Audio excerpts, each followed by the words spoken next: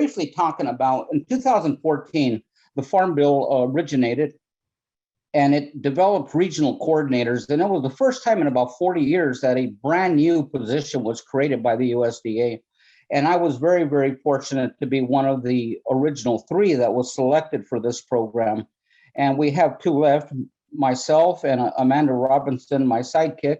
I used to cover Texas, New Mexico, Arizona, and Nevada.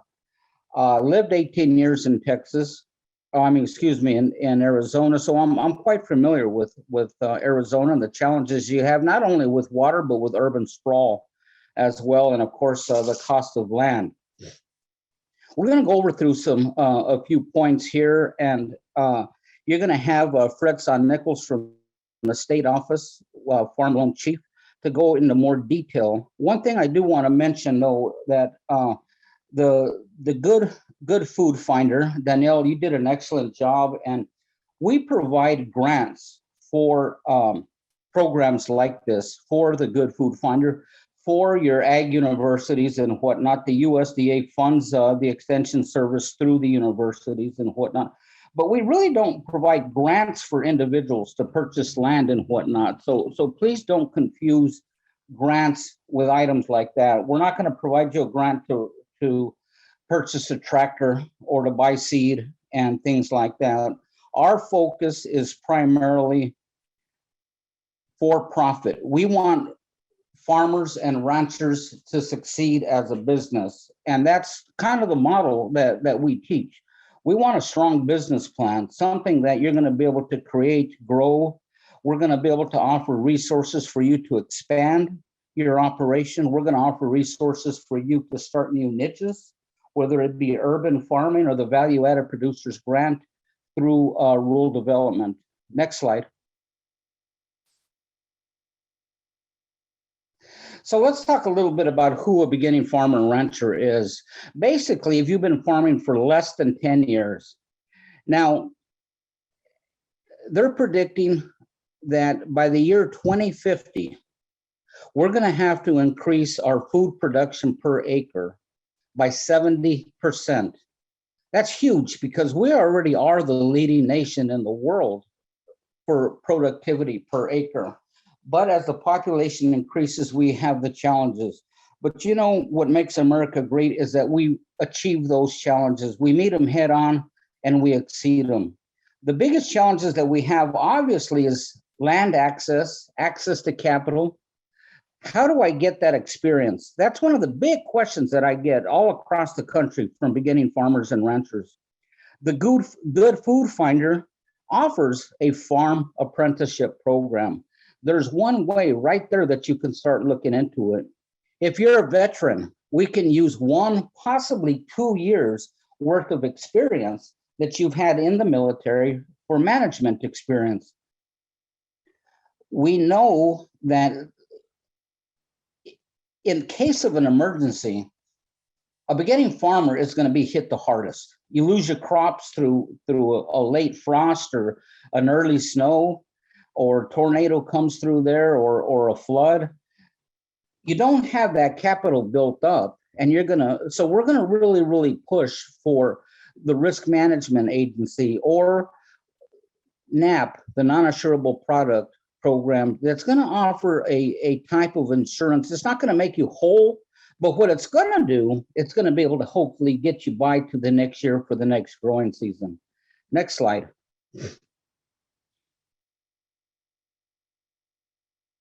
So these are the targeted groups that the beginning farmer and rancher national office is looking towards. Of course, anybody who's not operated a farm in 10 years.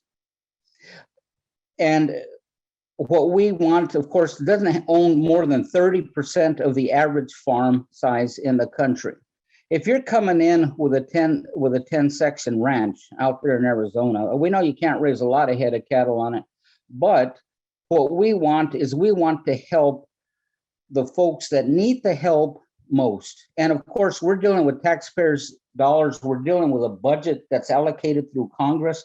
So we have limited resources. We want to make sure that our targeted groups are receiving the help.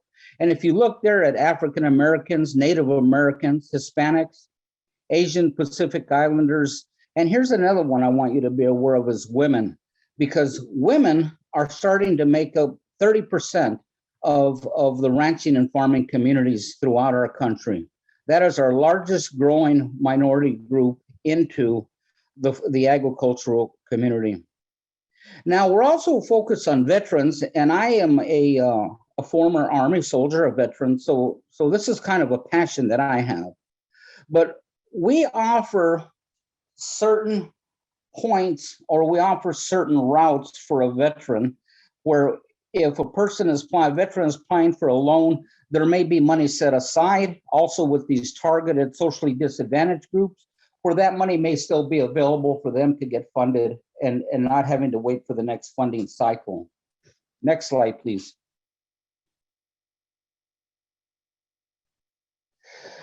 So what can the USDA provide to beginning farmers?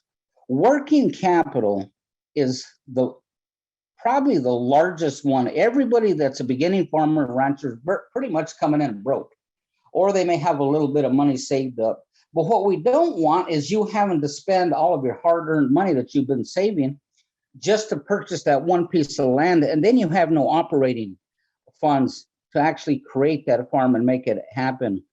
Risk management tools. We're talking about being able to provide you with low-cost crop insurance, which is huge, absolutely a must.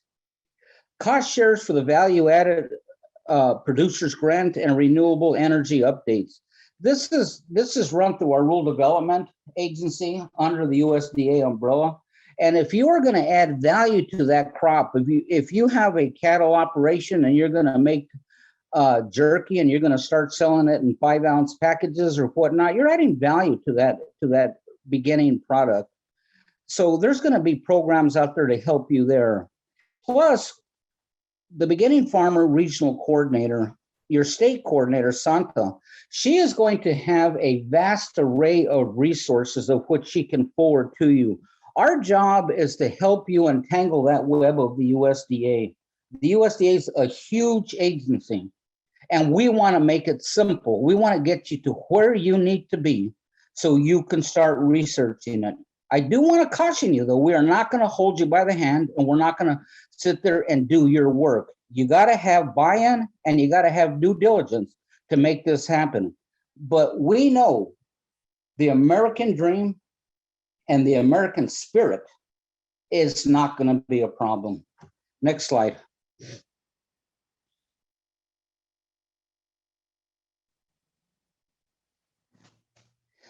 So the primary agencies, the big four is what we call them, of course, is the Farm Service Agency, which offers financial and risk management solutions through NAP insurance. Natural Resource and Conservation Service, these are the experts. These are the pros out there in the field. They're going to be able to give soil samples. They're going to be able to give you technical expert advice. They are just an absolute must. The Risk Management Agency, those you'll work through your county offices, through your FSA county offices, in reference to type of disaster insurance that you guys can look at being covered. If you're going to get a loan, you're going to have insurance, because that insurance may be what makes that loan payment for you that year if a disaster strikes.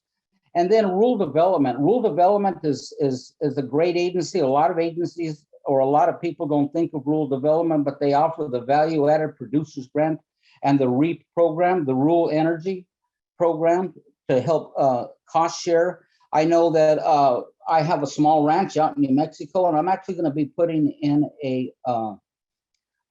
solar well, and that would fall under the REAP program. I'm actually going through the Natural Resource and Conservation Service with a solar well and one of their EQIP programs. Next slide.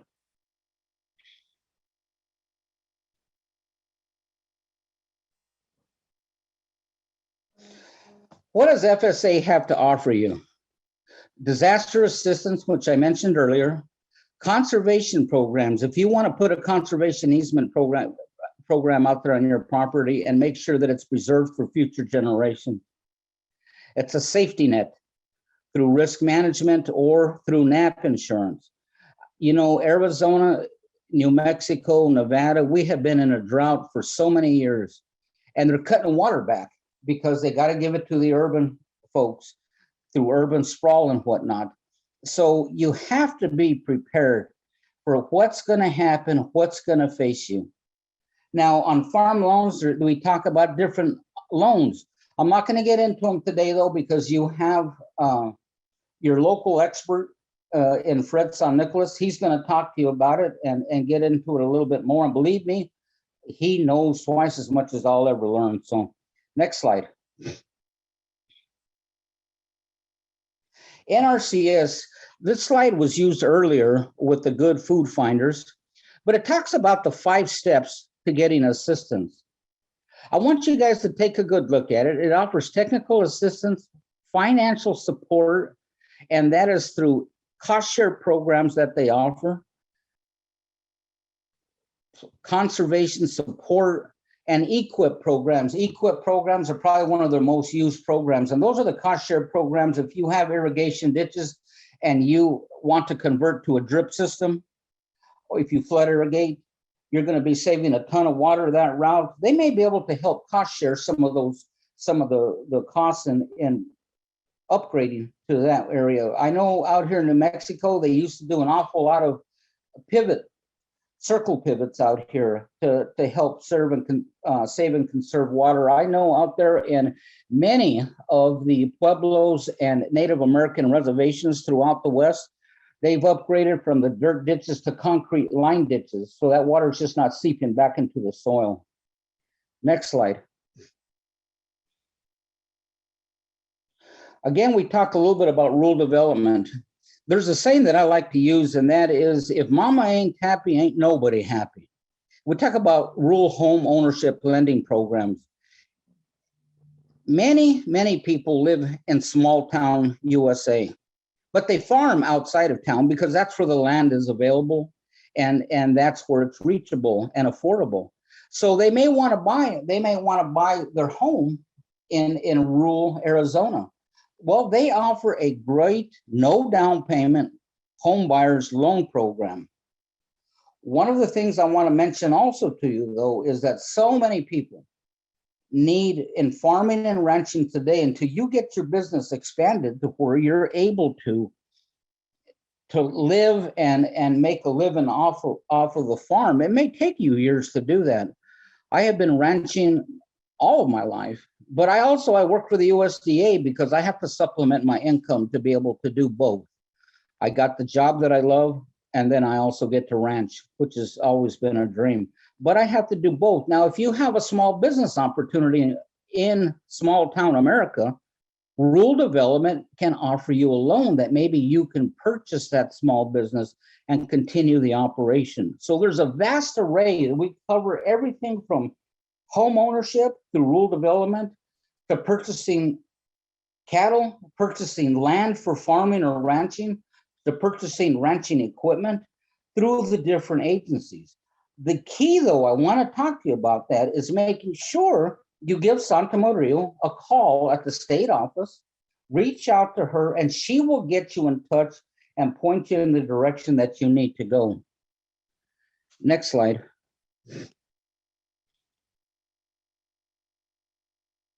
AMS Marketing Service, they are great about getting some marketing data. They'll talk to you a little bit about the organic program, and they'll also talk to you about local food grants. That was kind of mentioned in there also. And when they say grants, now remember that the focus that they're looking at is they're looking at for groups that will get the word out, teach what is being offered out there for these farmers, to train them. How can they get farm to table, farm to fork? How can they get to the different food markets that are local and out there? Next slide.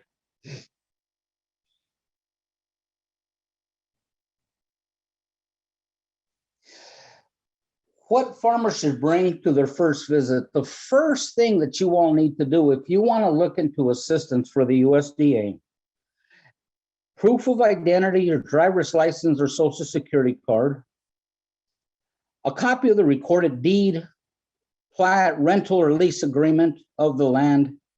You don't have to own the property, but you have to be able to at least provide a lease. Now, how formal does that lease have to be? I've written leases for people and have them sign it by saying, I, Richard Lopez, hereby agree to lease my 10 acres of land to Santa Maria for $1 a year, beginning on such a date and terminating on such and such a date. It could be that informal, folks, but they need to have something. One thing that this is going to do, next slide, please. Okay, hang on one second there. So before we get into questions, one of the things that we want to focus in on is your first visit. It's to get your farm number, your farm serial number. That's what you bring those documents into your local FSA office. And that is what gets you into the system. So that way, if you want to go and look into an EQIP program with NRCS, first thing they're going to ask is, do you have a farm serial number?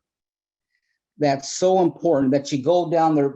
But the whole thing about it, folks, is that I want you to understand is that it's all about building a relationship with your county offices.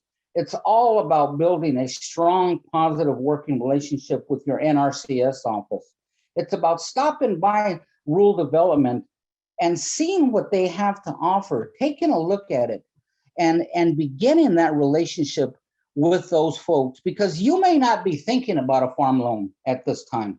But as you start delving into it, you may realize, you know what, I can increase my food production by 20, 30%.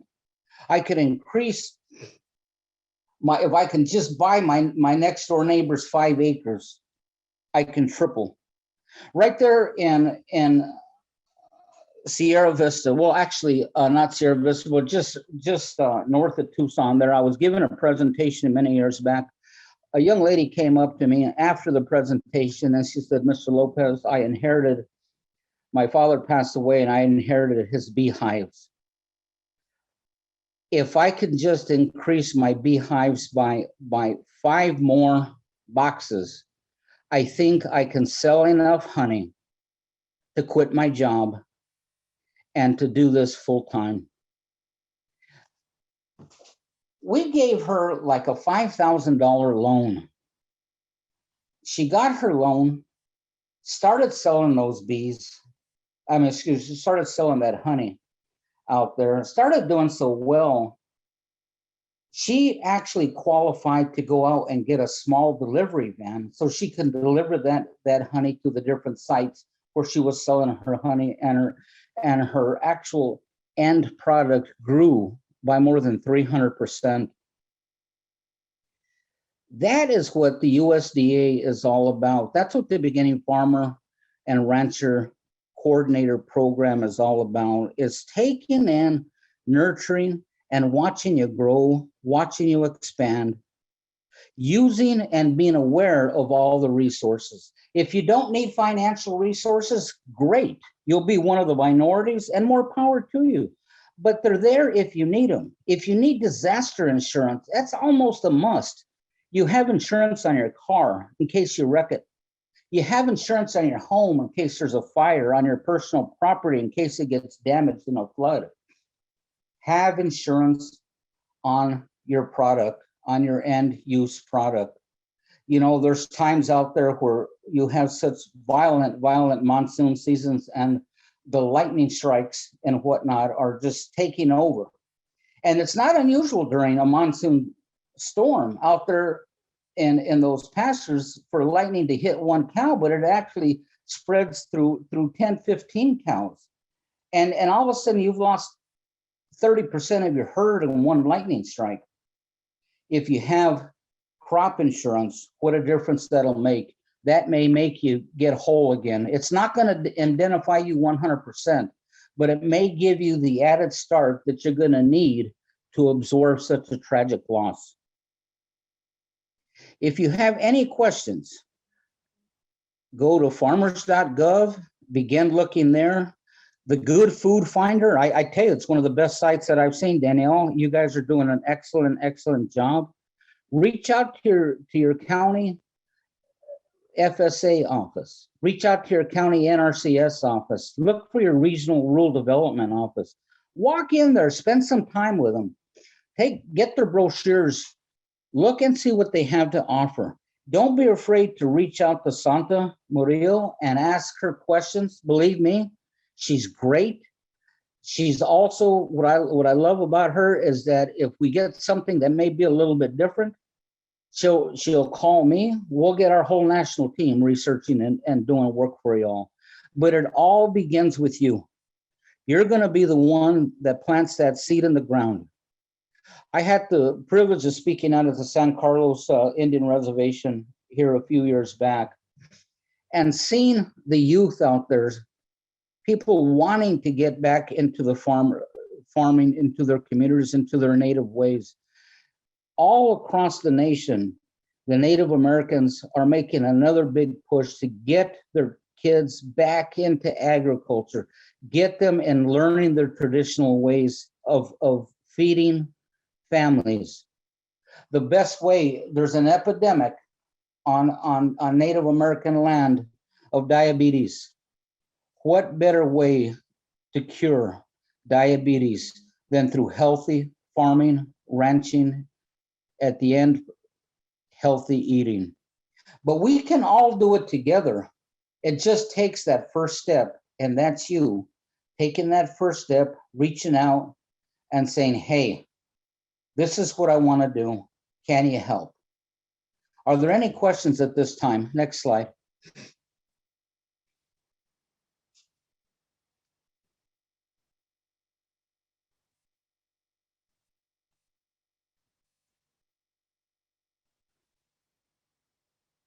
Okay, well, if there's no questions, I'll turn it back over to you.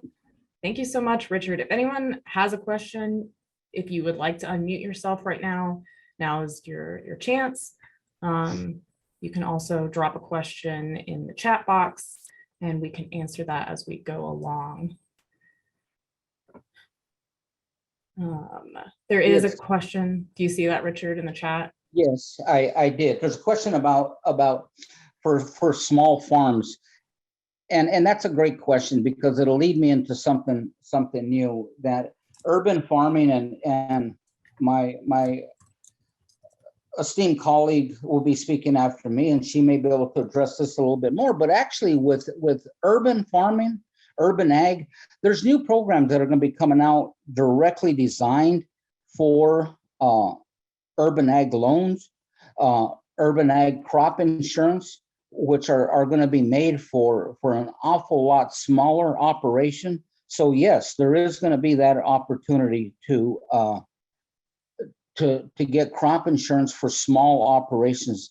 They're not, and if a private insurance will not insure you, that's where NAP insurance comes in. That's where the Farm Service Agency program side of the house is going to take care of you. They're gonna make sure that they insure you. And if you are fit into one of the categories for the socially disadvantaged, the program is free. Doesn't cost you guys a cent. So there's actually no excuse not to enroll in it, because if you don't ever use it, great. You never suffered that type of hardship or a loss. But if you need it, it's there and it's available for you.